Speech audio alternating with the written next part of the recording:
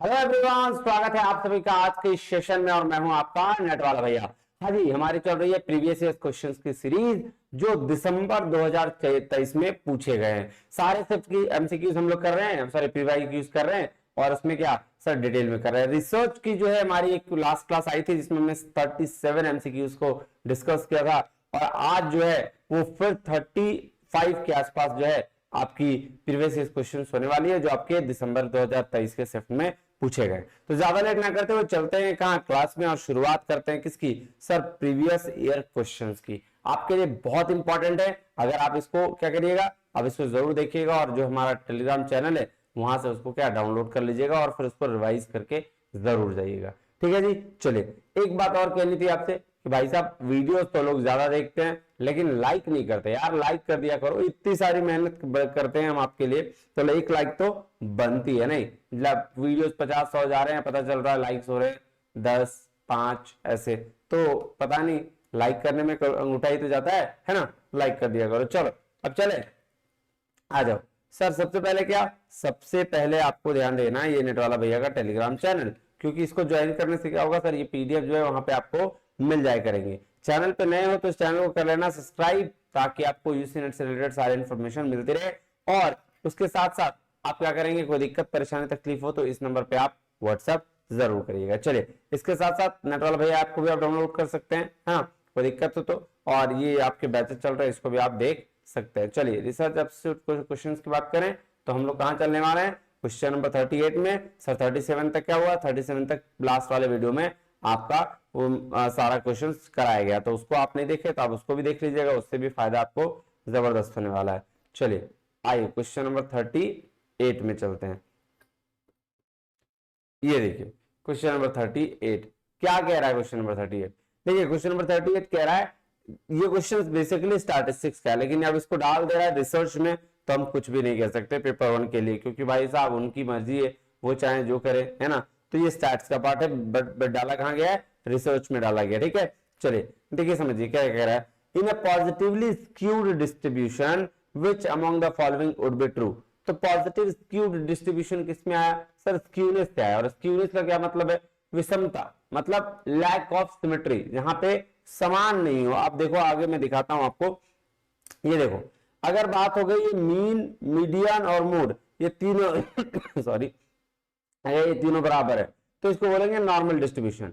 लेकिन अगर mean median mode बराबर नहीं है, ठीक है, जैसे अगर मैं बोलूं मोड बड़ा है मोड छोटा हो गया, सॉरी देखो क्या बोलूंगा मैं, मीन बड़ा हो गया, ठीक है, किससे, मीडियन से, और मीडियन बड़ा हो गया मोड से, तो ये कहलाएगा पॉजिटिवली स्क्यूड डिस्ट्रीब्यूशन। क्या कहलाएगा, पॉजिटिवली स्क्यूड डिस्ट्रीब्यूशन। और यहां देख लो जस्ट अपोजिट, अगर मीन है छोटा मीडियन से और मीडियन से छोटा जो है वो, मतलब मोड से छोटा जो है वो मीडियन है, तो इसको हम लोग बोलेंगे नेगेटिवली स्क्यूड डिस्ट्रीब्यूशन। क्यों बोलते हैं इसको देखिएगा, है ना। देखिए अब क्या है, देखिए ये दूरी देखिएगा, इसकी सेंटर यहां जो मीन है ना इससे दूरी देखिएगा, ठीक है, यहां से जितना नजदीक रहेगा, देखो क्या किया इस पॉइंट को देखो पॉजिटिव स्क्रीन में, यहां मोड बोला तो ये देखो ये सेंटर से सबसे ज्यादा दूर कौन है, मीन है, उससे कम कौन है, मीडियन है, और सबसे क्लोज कौन है, मोड है। यानी कि सबसे बड़ा वैल्यू जो कौन है, कौन सा है, मोड, सॉरी मीन का, सबसे उससे कम क्या है, मीडियन, और उस सबसे कम क्लोज क्या है, मोड। तो ये कह रहा है जब डिस्ट्रीब्यूशन की बात होगी तो सबसे कम में जो डिस्ट्रीब्यूशन होगा वो क्या होगा, मोड होगा। पॉजिटिवली स्क्यूड की बात कर रहा हूं मैं, नेगेटिवली में आएंगे अभी। पॉजिटिवली में क्या होगा, सबसे ज्यादा क्या होगा, सबसे ज्यादा बड़ा सर मीन होगा, उससे छोटा सर, उससे छोटा जो होगा मीडियन होगा, और सबसे छोटा जो मोड होगा। तो यानी कि आप एक बात ध्यान रखिएगा एकदम क्लियरली, किसी भी तरीके से इस वैल्यू का जरूर ध्यान रखिएगा कि पहले मीन बड़ा, फिर मीडियन और फिर मोड, मतलब मीन बड़ा हो और अगर फिर मीडियन बड़ा हो और फिर मोड बड़ा हो। अगर सब कुछ ही इस साइड गया, ये एरो मार्क जो ऐसे गया है, तो भैया ये पॉजिटिवली स्क्यूड है। क्या है, पॉजिटिवली स्क्यूड। लेकिन सिर्फ सेम ऐसा लिखा हो और ऐसे चला गया हो, मीन छोटा मीडियन बड़ा, ठीक है, और फिर मोड बड़ा, तो इसको नेगेटिवली स्क्यूड बोलते हैं। बस इतना ही याद रखिएगा, काम बन जाएगा आपका। ठीक है, क्या याद रखना है?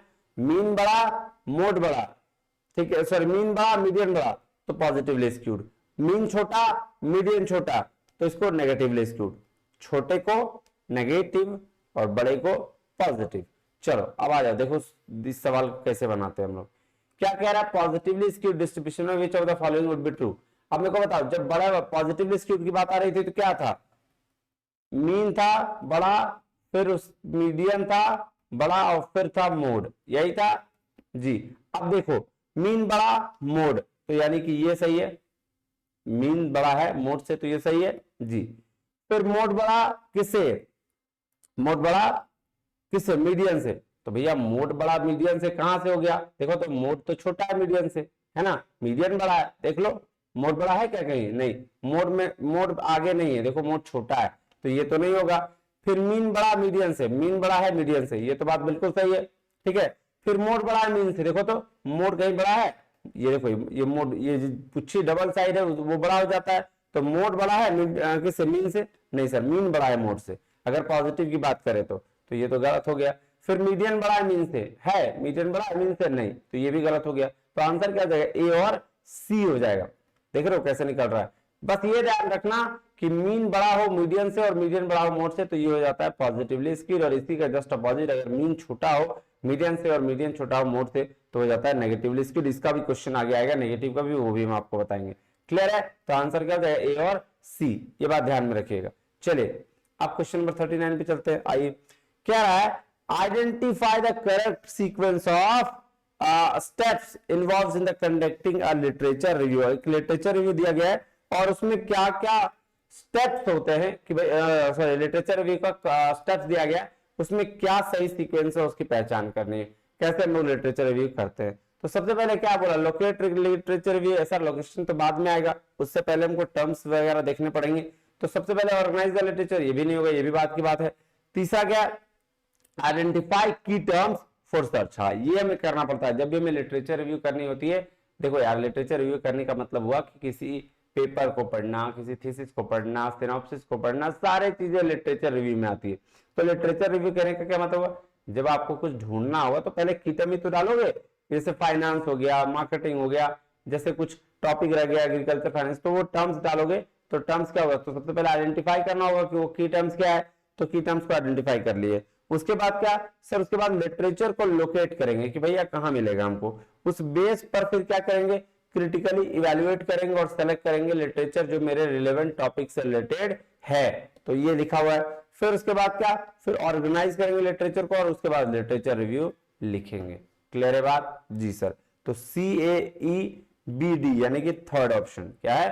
Third option. चलिए आइए, क्या कह रहा है ध्यान से देखिएगा।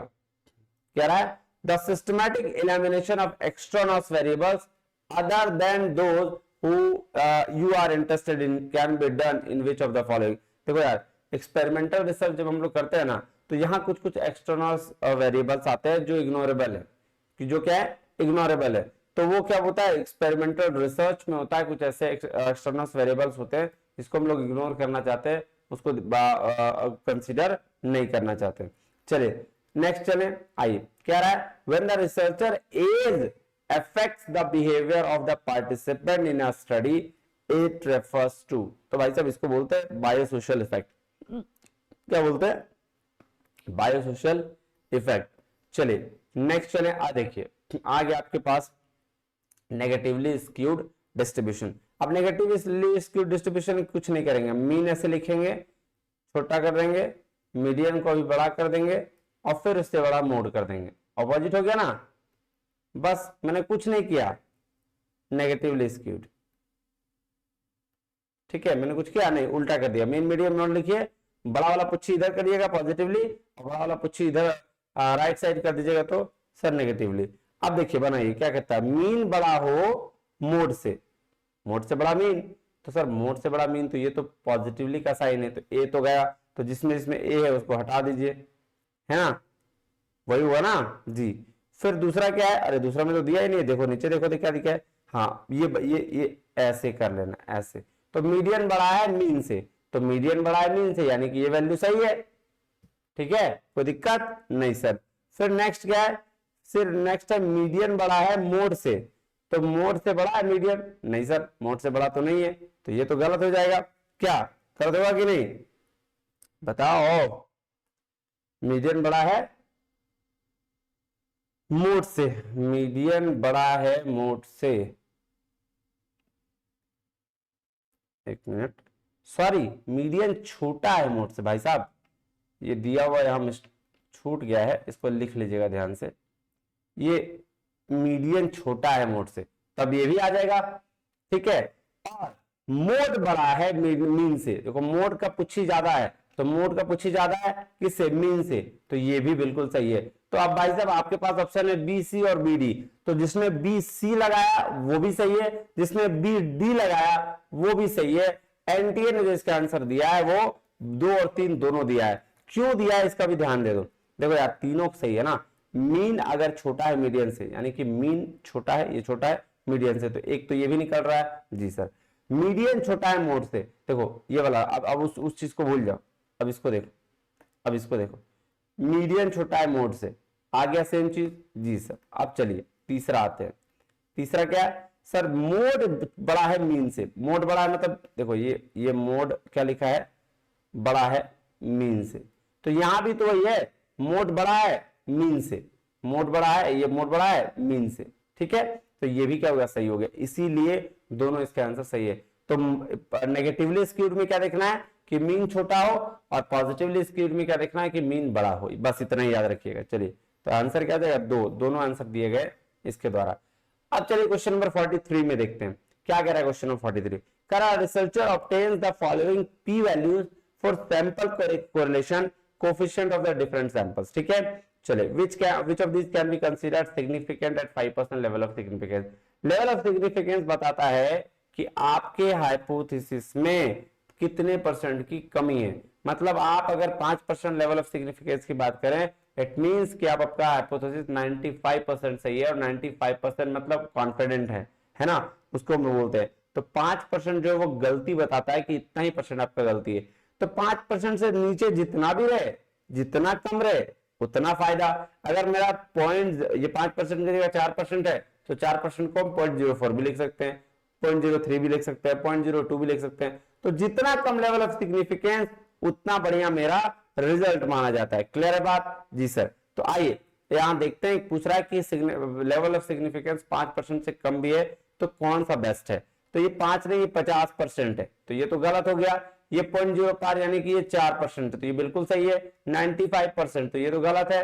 0.02% तो ये भी बिल्कुल सही है कि ये तो 0.02 मतलब 0.02% भी, 2% भी नहीं है ये, है ना, तो ये भी बिल्कुल सही है। मतलब ये तो ओवर कॉन्फिडेंस वाला बात हो गई कि भैया बहुत बढ़िया मेरा रिजल्ट गया है, तो आपका बी और डी आ जाएगा। 995 मतलब 99.5%, ये तो नहीं होगा, है ना, ये हो जाएगा 0.2%, ये ठीक है, बात खत्म। तो 4% और 0.2% ये दोनों क्या है, 5% से कम है, और इनका जो सिग्निफिकेंस लेवल है वो कम है, तब हम लोग क्या कह सकते हैं, बी और डी जो है वो आंसर इसका बिल्कुल सही है। क्लियर बात समझ में आ रही है। अब देखो सिग्निफिकेंस लेवल क्या कहता है, बात ध्यान से समझना, क्या कह रहा है, when we carry the statistical test, जब हम लोग टेस्ट करते हैं तो in psychology we would need to be 95% confident, हम लोग को साइकोलॉजी में 95% कॉन्फिडेंट होना चाहिए आउटकम को लेकर, मतलब टेस्टिंग को लेकर।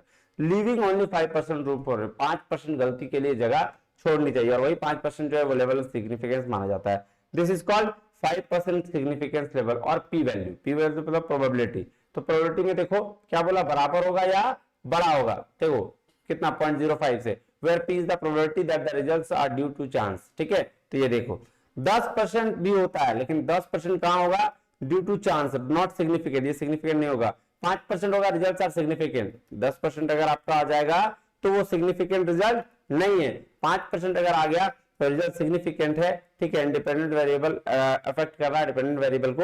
और 1% अगर आ गया तो हाईली सिग्निफिकेंट है, और अगर 0.001% आ गया तो स्ट्रिक्टेस्ट सिग्निफिकेंस लेवल है, मतलब आपका जो रिजल्ट है वो बहुत ही बढ़िया है। तो जितना 5% से कम होगा उतनी अच्छी आपकी टेस्टिंग होगी, उतना गलती का कम चांस होगा, ठीक है जी। तो सिग्निफिकेंस मतलब कितने परसेंट की कमी है, मतलब मेरा रिजल्ट उतना परसेंट ठीक नहीं है, ठीक है, तो ये याद रखो आप। चलिए अगर हम बात करें क्वेश्चन नंबर 44 का, तो क्या है देखें, आइए, कह रहा है identify the types of longitudinal studies from the following. देखो क्रॉस सेक्शनल और लॉन्गिट्यूडिनल ये दो चीजें, क्रॉस सेक्शनल होता है वन टाइम डेटा कलेक्शन, मतलब एक बार में अलग अलग चीजों पर आप डेटा कलेक्शन करें, वही लॉन्गिट्यूडिनल होता है अलग अलग टाइम पर आपको डेटा कलेक्ट करना होता है किसी एक चीज के बारे में। तो देखिए आप क्या बोल रहा 44 में कि भैया लॉन्गिट्यूडिनल स्टडीज को पहचानिए, तो क्रॉस सेक्शनल तो यहाँ नहीं होगा, सबसे पहले बी वाला हटा दो, तो बी गया बी गया। और उसके बाद क्या है, ट्रेंड स्टडीज, हाँ ये लॉन्गिट्यूडिनल स्टडीज है। पैनल का स्टडी, प्रोस्पेक्टिव स्टडी, एसीडी, यानी तीनों का तीनों जो है लॉन्गिट्यूडिनल स्टडी है।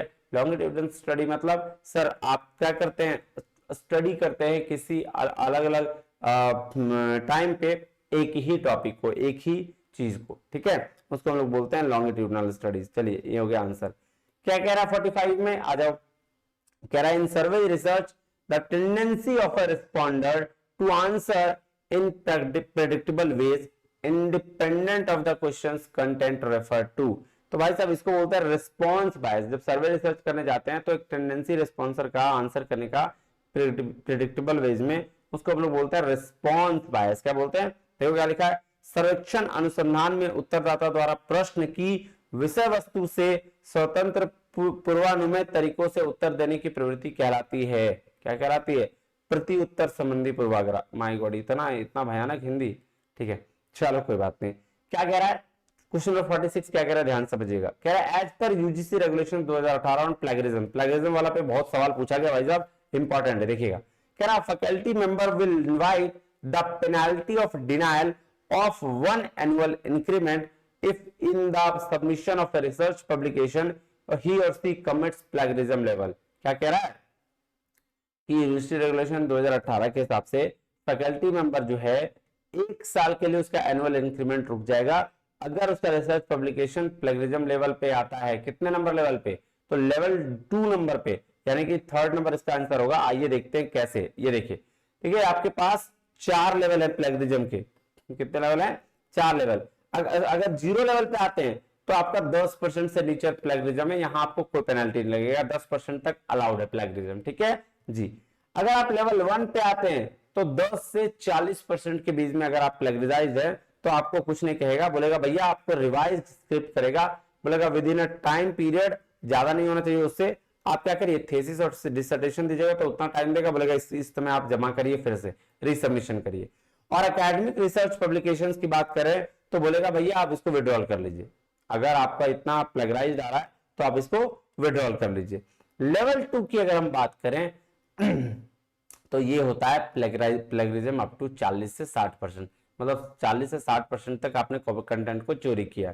तो थीसिस और डिसर्टेशन के लिए क्या है कि भैया स्टूडेंट को 1 साल के लिए आपका थीसिस सबमिट करने से बैर कर दिया जाएगा, ठीक है, वही बोल रहा है। और एकेडमिक रिसर्च पब्लिकेशन में तो इसका नियम क्या है, कंटेंट को विड्रॉ करने के लिए कह दिया जाएगा और उसका डिनाई कर दिया जाएगा एनुअल इंक्रीमेंट, 1 साल का जो हर साल इंक्रीमेंट होता था ना वो डिनाई हो जाएगा, ठीक है, along with not being allowed to a supervisor, और सुपरवाइजर जो उनके सुपरवाइजर होंगे उनको कोई भी एनी मास्टर, एमफिल या पीएचडी स्टूडेंट को स्कॉलर करने के लिए रोक दिया जाएगा 2 साल के लिए। तो भैया गाइड तो अगर आपका 40 से 60% तक प्लेगरिज्म है तो गाइड जो नाराज होने वाला है आप पे, क्योंकि उसको रोक दिया जाएगा 2 साल से पीएचडी कराने के लिए। लेवल 3 में प्लेगरिज्म क्या है, प्लेगरिज्म अप टू 60%, अगर 60% तक प्लेगरिज्म है या उससे ज्यादा है, 60% या उससे ज्यादा है तो आपको आपका रजिस्ट्रेशन कैंसिल हो जाएगा, थीसिस और रजिस्ट्रेशन, थीसिस और डिसर्टेशन के केस में।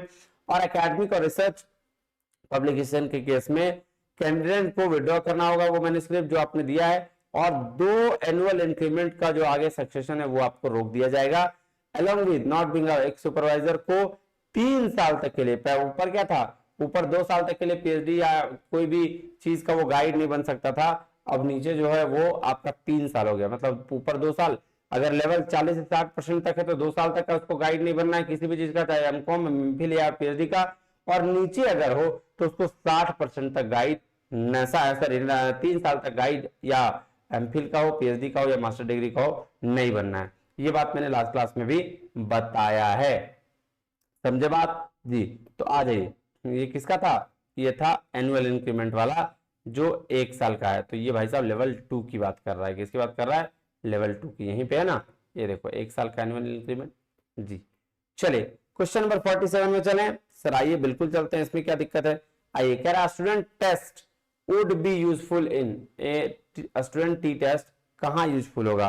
तो सबसे पहले क्या लिखा, ई पे मेरी नजर पड़ गई तो मैं ही देख लेता हूँ। Testing the goodness fit, sir ये का स्क्वायर टेस्ट है, तो ई वाला तो हटा दीजिए, खत्म हो गया कहानी, ठीक है। Testing the significance of difference of two sample means, तो ये बिल्कुल बात सही है, ये टू डिफरेंस मीन को देख सकता है टी स्टूडेंट टेस्ट, ठीक है जी।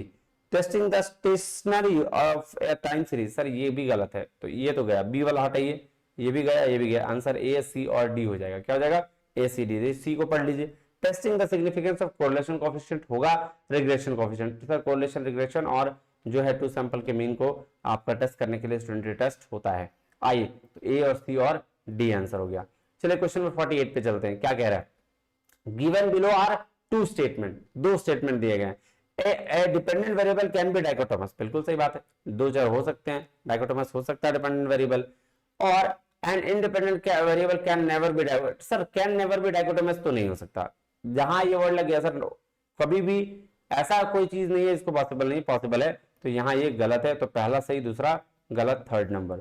चलिए क्वेश्चन नंबर 13 दिसंबर मॉर्निंग शिफ्ट का है 49, क्या कह रहा है ध्यान से समझिएगा, कह रहा है identify the advantage of close ended questions in the survey research. पहले बताइए क्लोज एंडेड क्वेश्चंस का क्या मतलब होता है, ऐसा क्वेश्चंस जिसमें से पहले से ही एक कुछ क्वेश्चंस तैयार किए जाते हैं और जो आपका रिस्पोंडेंट है वो क्या करता है उसी क्वेश्चंस के बेस पर रिस्पॉन्स करता है, उसको हम लोग बोलते हैं क्लोज एंडेड क्वेश्चंस। यहाँ ओपन एंड नहीं होता है, यहाँ अपनी मर्जी से जवाब देना नहीं होता है, वहां उसमें ऑप्शंस दिए होते हैं, उस बेस पर आपको जवाब देना होता है। तो क्या कह रहा है, देखो इसका आंसर कह रहा है सर्वे रिसर्च में क्लोज एंडेड क्वेश्चंस का आइडेंटिफाई एडवांटेज क्या बताओ, the usual unusual response to be derived, नहीं अनयूजुअल रिस्पांस तो नहीं सकते, तो ये तो गलत हो गया।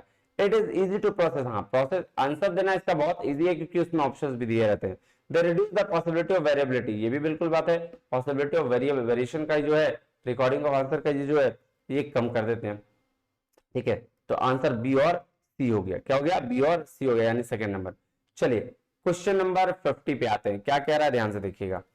A researcher gives the following options to a respondent while asking a question during a survey, एक सर्वे में क्या कह रहा है, रिस्पोंडेंट क्वेश्चन आस्क कर रहा है, ठीक है, तो कौन कौन सा ऑप्शंस रिसर्चर जो है उसको देता है। आइडेंटिफाई द ऑप्शंस, ऑप्शंस को आइडेंटिफाई करना है जो एम्बिग्युइटी सफर करता है, मतलब सर बुरा अनिकार्यता जो पाया जाता है ना उसमें आप देखिए, कह रहा है very often, quite often, not very often, not at all, तो नॉट एट ऑल में तो कहां ये चीजें तो होती नहीं है, तो ए बी और सी तीनों होना चाहिए, आंसर क्या है ए बी और सी। भाई साहब देखो जब रिसर्चर क्वेश्चंस बनाता है ना तो ये डाल सकता है वेरी ऑफन, प्राय ऐसा होता है, क्वाइट ऑफन ऐसा हो सकता है नितांत प्राय, और नॉट वेरी ऑफन हमेशा ऐसा नहीं होता है, तो ये तीन ऑप्शन, नॉट एट ऑल वाला ऑप्शन नहीं है, ठीक है। चलो क्वेश्चन नंबर 51 की ओर चलते हैं, can identify the advantage of content analysis. अब देखो कंटेंट एनालिसिस की बात करें तो ये कैसा एनालिसिस सबसे सबसे बेस्ट है, content is very important her matter में, ठीक है। तो देखो क्या कह रहा है क्वेश्चन नंबर 51 है ना, आ जाओ, कह रहा है it is very transparent research method, 100% transparent है क्योंकि आप कंटेंट देखना है। It is often refer to the favourably and unobstructive methods, बिल्कुल ये भी बात बिल्कुल सही है। It is highly flexible method, flexible तो है, तो आंसर हो जाएगा ए बी और सी। चलिए कह रहा है when two variables are related in such a way that when one increases so does the other, you can conclude that, जब दो वेरिएबल्स क्या लिखा हुआ है when two variables are related in such a way, उस तरीके से related है जब when one increases, जब एक बढ़ता है, so the does the other you can conclude, तो भैया दूसरा क्या करेगा सर, दूसरा है, दूसरा क्या बोलेगा sir there is no problem with directionality, नहीं ऐसा तो नहीं है। The two variables are positively associated, अगर एक डायरेक्शन में दोनों बढ़ता है तो दोनों क्या बोलेंगे कि वो पॉजिटिवली एसोसिएटेड है। देखो दो वेरिएबल है, दोनों वेरिएबल क्या कर रहा है सेम डायरेक्शन में जा रहा है, तो हम क्या बोलेंगे दोनों पॉजिटिवली एसोसिएटेड है, आगे ना जी। चलिए क्वेश्चन नंबर 53 देखो, ये फिर दे दिया डिस्पर्शन, स्टार्ट का क्वेश्चन बहुत डाला इस बार, ठीक है। Identify the measures of dispersion, क्या कर रहा है, मेजर्स ऑफ डिस्पर्शन देखिए, तो रेंज था, क्वार्टाइल डेविएशन है और standard deviation, sum of deviation about mean ये नहीं है, ठीक है। तो आंसर ए बी और डी हो जाएगा, क्या हो जाएगा, ए बी और डी। मीन डेविएशन डालता तो सोच भी सकते थे, ठीक है, सम ऑफ द डेविएशन डाला है, ठीक है, याद रखिएगा। चलिए क्वेश्चन नंबर 13 दिसंबर इवनिंग शिफ्ट, क्या कह रहा है देखिए, कह रहा है in cross sectional research researcher studies same population over time. नहीं देखो, ओवर टाइम में सेम पॉपुलेशन नहीं, क्रॉस सेक्शनल में होता है वन टाइम डेटा कलेक्शन, ठीक है। आपका क्या होता है, ओवर टाइम बोला है ना, क्या कह रहा है, cross sectional research researcher studies same population, ठीक है, ओवर टाइम। तो जब वन टाइम डेटा कलेक्शन होता है, सेम पॉपुलेशन नहीं, अलग अलग पॉपुलेशन पे काम होता है एक बार में, है ना, ये बात ध्यान में रखिएगा। चले, तो ये गलत हो गया। क्या है, retrospective study a researcher relies on the people's memories and recollection of the past. तो ये तो बिल्कुल सही है, क्योंकि कह रहा है कि बहुत अच्छे अध्ययन में अनुसंधान करता लोगों की अतीत स्मृतियों और अनुस्मरण पर निर्भर करता है। बात तो सही है ना, ये बात बिल्कुल सही है। तो पहला गलत, दूसरा सही, यानी कि फोर्थ नंबर। क्या है, बात समझ में आई है ना। चलिए नेक्स्ट, क्या कह रहा है, इन नेचुरलिस्टिक ऑब्जर्वेशन, नेचुरलिस्टिक मतलब नॉर्मल ऑब्जर्वेशन की बात कर रहा है, ठीक है। The practice of dichotomous recording whether behaviour occurs और नॉट कॉन्स्टिट्यूट, क्या बोलेंगे उसको, सर उसको 1 या 0 सैंपलिंग बोलेंगे। भाई साहब क्या कर रहा है, एक आदमी का ऑब्जर्वेशन को देख रहा है और उस बेसिस पर आप सैंपल ले रहे हो, तो उसका क्या है, 1 या 0 सैंपलिंग बोलेंगे उसको, क्या बोलेंगे, 1 या 0 सैंपलिंग। 100 सैंपल है, उसमें से एक ही सैंपल ले रहे हो, तो भैया 1 या 0 सैंपलिंग ही कहलाएगा वो, ठीक है। चलो नेक्स्ट 56 की बात करें, according to UGC regulation 2018 on plagiarism, the authorities of higher education institute can not take suo motu notice for act of plagiarism. भाई साहब ले सकता है प्लेगरिज्म के खिलाफ, ऐसा नहीं है कि अथॉरिटीज एक्शन नहीं ले सकते हैं, बिल्कुल ले सकते हैं। दूसरा, plagiarism means the practice of taking someone else work और आइडिया एंड पासिंग क्या, passing them as a one's own, मतलब बोल रहा है, सीधा सीधी बोल रहा है कंटेंट का चोरी, मतलब कोई और किसी और का आइडिया और तुम अपने नाम पर लिखा ले रहे हो, प्लेगरिज्म। तो ये बात बिल्कुल सही है। तो पहला गलत, दूसरा सही, यानी कि फोर्थ नंबर, क्या है, फोर्थ नंबर। चलिए अब चले 57 में, सर बिल्कुल चलिए, आइए। क्या for a perfect normal distribution, अगर परफेक्ट नॉर्मल डिस्ट्रीब्यूशन की बात करूं तो ये देखिए, ठीक है, ये है परफेक्ट नॉर्मल, जहां मीन बराबर मोड, जहां और मीडियन बराबर में, ठीक है, याद रखिएगा। ये क्या है, मीन मीडियन मोड तीनों बराबर है। अब बात करें जी सर, अगर बात करें, कह रहा है विच ऑफ द फॉलोइंग मेजर्स, कौन सा मेजर्स रखता है, तो सेकंड क्वार्टाइल, क्वार्टाइल मीडियन की बात कर रहा है, ठीक है, ये भी आ गया। मीन तो है ही, 15 परसेंटाइल, परसेंटाइल भी मीडियन का ही पार्ट है, ठीक है। मोड भी होगा, और फिफ्थ डेसाइल, यानी कि डेसाइल भी इसी मीडियन का ही पार्ट है, क्वार्टाइल डेविएशन, सॉरी मीडियन का पार्ट। तो ये पांचों के पांचों जो हैं वो क्या है, परफेक्ट नॉर्मल डिस्ट्रीब्यूशन का पार्ट हो सकते हैं। कह रहा है the median would be equal to the which of the following measures, ठीक है, ये बात ध्यान में रखिएगा। चलिए क्वेश्चन नंबर 14 दिसंबर का है, मॉर्निंग शिफ्ट है। क्या कह रहा है, ध्यान से देखिएगा।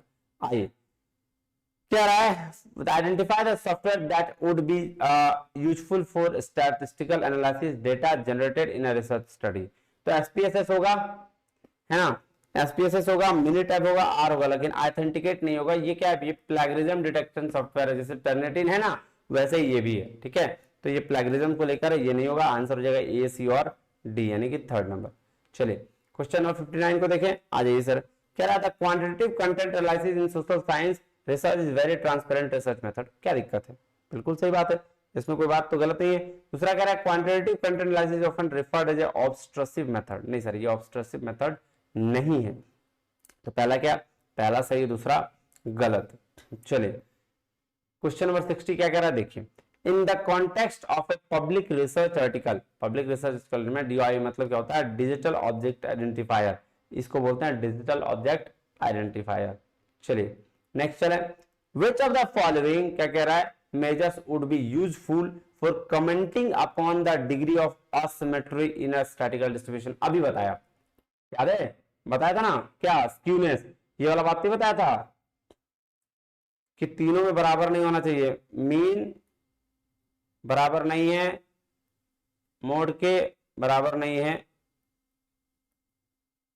मीडियन के, है ना, इसको तो स्क्यूनेस बोलते हैं, वही बोल रहा है लेक ऑफ सिमेट्री, असिमेट्री मतलब असमानता, ठीक है। तो ये कौन बताता है, ये बताता है स्क्यूनेस।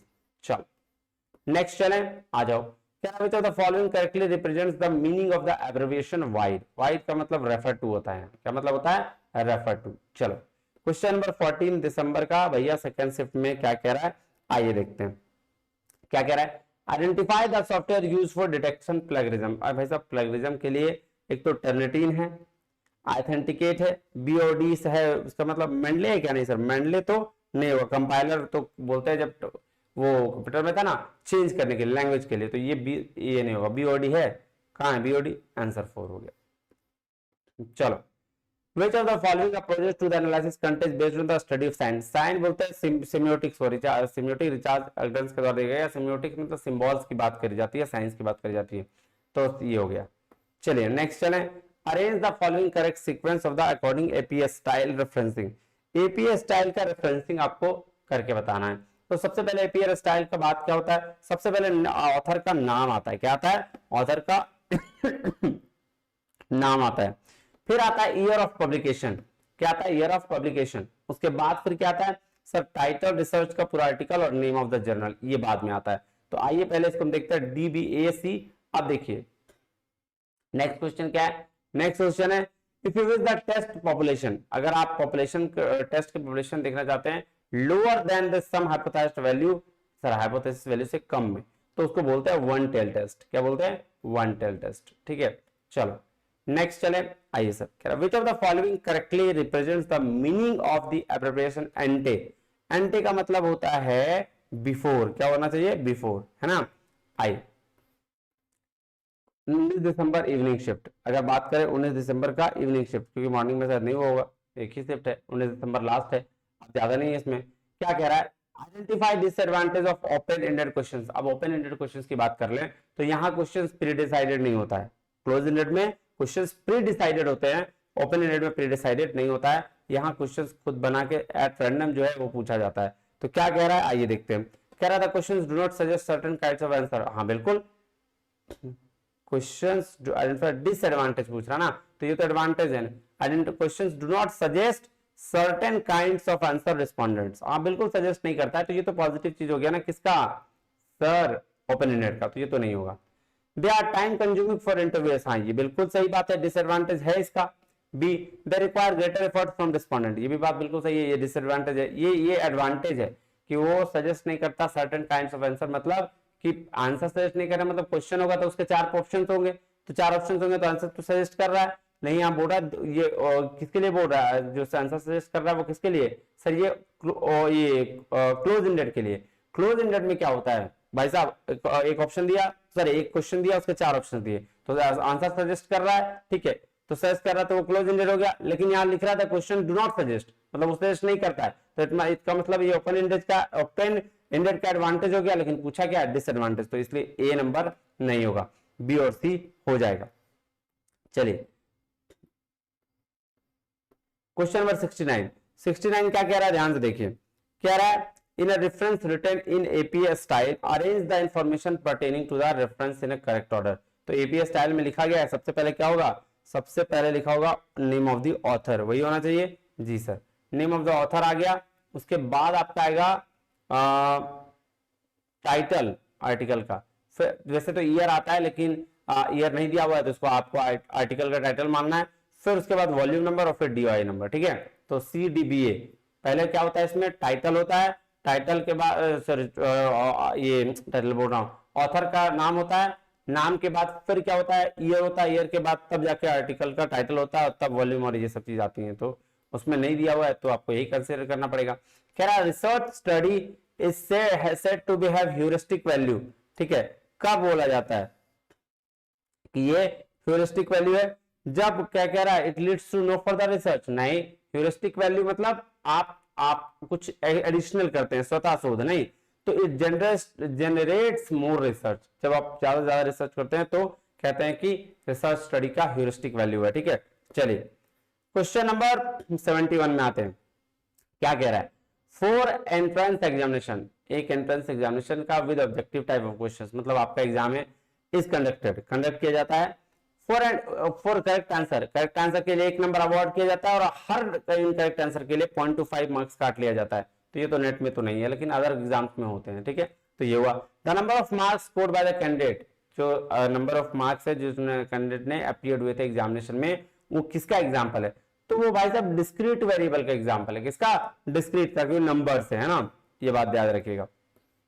चलिए क्वेश्चन नंबर लास्ट है आपका, कितना है? 71 है, ये लिखा हुआ है, छूट गया है 71। गिवन बिलो 2 स्टेटमेंट, 2 स्टेटमेंट दिए गए हैं।